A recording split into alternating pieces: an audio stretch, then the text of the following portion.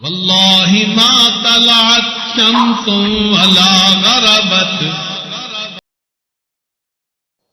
یہی وجہ ہے اللہ رب العزت نے قرآن مجید میں جو نیک لوگ ہیں، متقی لوگ ہیں، ان کی جو نشانیاں بیان فرمائی ہیں وہ یہ ہیں: کانوا قلیلا من اللیل ما یہجعون وبالاسحار هم یستغفرون.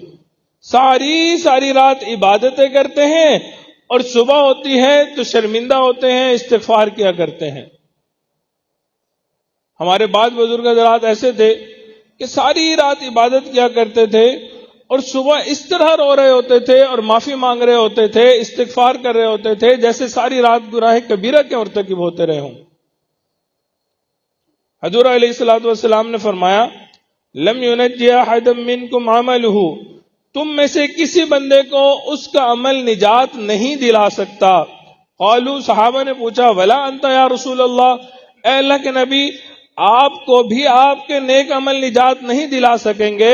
قال، فرمایا: ولا انا، جی ہاں میرے اعمال بھی مجھے نجات عطا نہیں کر سکیں گے، الا یتغمدنی اللہ برحمت، اگر اللہ رب العزت مجھے اپنی رحمت میں ڈھانپ لے تو اور بات ہے. گویا اگر آقا علیہ الصلوۃ والسلام یہ فرما رہے ہیں تو ہمارے اعمال کس کھیت کی گاجر مولی ہیں؟ ہم ان اعمال کے اوپر اعتماد نہیں کر سکتے. یہ عمل ہمارے لیے خالی نجات کا سبب نہیں بن سکتے. ہمیں چاہیے کہ ہم اپنے اعمال پہ فریفتہ نہ ہوا پھریں. ویسے بھی جو ہم یہ اعمال کرتے ہیں یہ کھوٹے سکے ہیں، اور ہم نے دیکھا کہ دنیا میں جو کھوٹے سکوں کے اوپر فریفتہ ہوتا ہے دنیا والے اس کا مذاق اڑاتے ہیں.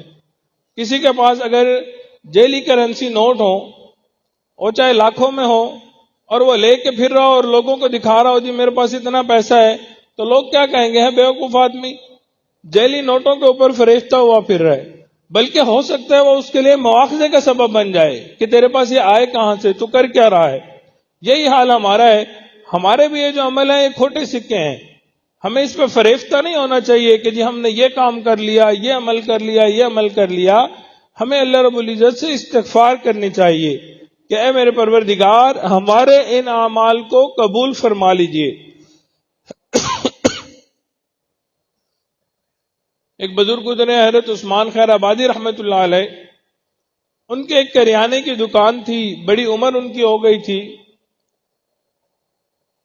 تو لوگ ان کے پاس سودا سلف لینے کے لیے آیا کرتے تھے. ان کے پاس جو بندہ کھوٹے سکے لے کے آتا تھا وہ اس کو دیکھتے تھے، پہچان جاتے تھے، لیکن اس کے باوجود لے لیا کرتے تھے، سودا اس کو دے دیتے تھے اور کھوٹے سکوں کو ایک سائڈ پہ رکھ دیتے تھے. ان نے اپنی زندگی میں ساری زندگی یہی عمل کیا. جب ان کی وفات کا وقت قریب آیا، وہ بستر پہ لیٹے ہوئے تھے، انہوں نے دعا کے لیے ہاتھ اٹھائے، کہنے لگے: اے اللہ میں ساری زندگی تیرے بندوں سے کھوٹے سکے قبول کرتا رہا، اللہ تو میرے کھوٹے عملوں کو قبول فرما لے. تو بات ایسے ہی ہے کہ اللہ رب العزت ہمارے ان کھوٹے عملوں کو قبول فرما لے. شیطان کا ایک حملہ ہوتا ہے، وہ کئی دفعہ انسان کے اعمال کو مزین کر کے دکھاتا ہے. وہ جی نہیں آپ تو بڑے نیک ہیں، آپ نے تو یہ کیا، آپ نے تو یہ کیا، آپ نے اتنی دفعہ قرآن مجید مکمل کیا، آپ نے تو اتنی تہجدیں پڑھی، آپ تو اتنے نیک ہیں. مقصد کیا ہوتا ہے؟ انسان کو اسی پہ فریفتہ کر دے، اور بعض اوقات کیا کرتا ہے؟ مایوسی پیدا کر دیتا ہے. اور جی تیرے عمل تو کسی کام کے نہیں، تو تو گناہگار خطا کار ہے، تیری تو عبادت ہی قبول نہیں ہے، تیرے تو اعمال قبول ہو ہی نہیں سکتے. تو انسان کو مایوس کرنے کی کوشش کرتا ہے. ان دونوں چیزوں کا کیا حل ہے؟ ایک ہی حل ہے کہ انسان کثرت سے استغفار کرے. جب انسان استغفار کرتا ہے تو عجب پیدا نہیں ہوتا، اور استغفار کرنے سے انسان کو مایوسی نہیں ہوتی. کیوں؟ اگر کوئی کمی کوتاہی رہ گئی ہے تو اللہ رب العزت معاف فرما دیں گے.